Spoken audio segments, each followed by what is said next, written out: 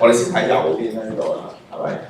咁有啲女士咧叫做好中意買嘢嘅喎，係咪？網購又好，真係實體去行街買嘢又好，買完又買，買完又買。咁佢係咪強迫症咧？嗱，呢個問題，如果係嘅舉手，係，有啲人都同意係，但係唔係嘅舉手，有多啲人唔係喎。咁點解唔係咧？佢真係可能重複又重複過。你放低買完之後咧，佢又即刻會上網睇，跟住又即刻去買，佢明知多咗嘅咯，但係都係繼續買喎。買嗰陣時有焦慮咧，就應該強迫症。係同佢唔買，即係佢個內心感覺有關，你覺得？係嘛？嗱，我等陣開估嚇。咁但係另外一個行為啦，就好似呢個賭博嘅行為啦，會又重複喎，不斷去喎嚇，去完之後又去喎，重複咗。咁佢係咪哇強迫症啊？佢賭錢係咁樣，咁同意啊舉手。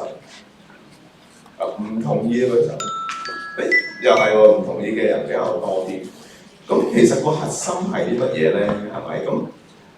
好啦，左邊呢度啦，排車仔啦。咁你見到有啲小朋友咧，好細個嘅時候咧，佢好中意將啲車不斷好整齊咁排嘅喎。你整亂咗佢都唔得嘅喎。咁佢係咪有啲叫小兒強迫症咧？係咪？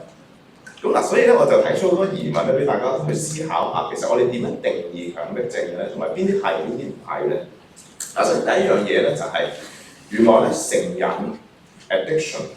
同埋咧強迫症 compulsion 咧，其實係唔同嘅喎。嗱，個核心嘅唔同係乜嘢咧？就係、成癮嘅嘢咧，佢做嗰樣嘢本身咧係開心嘅，佢中意做佢想做嘅，係咪？即係嗱，老實講，好似買嘢咁，其實佢都係想去買，佢都係雖然佢重複又重複，但係佢係想去買，佢係想去購物㗎嘛，例如賭錢咁，亦都係佢想去做嘅。咁但係原來咧，強迫症嘅病人咧，其實佢嗰啲重複行為咧，其實佢係唔係好想嘅，佢係好想去抑制佢係唔想去做嘅。咁呢個就係一個好大嘅分野啦。咁所以本身嗰樣嘢咧，其實唔係一個令你好愉快、好開心嘅嘢嚟嘅。其實你做不斷重複做嗰個行為啊。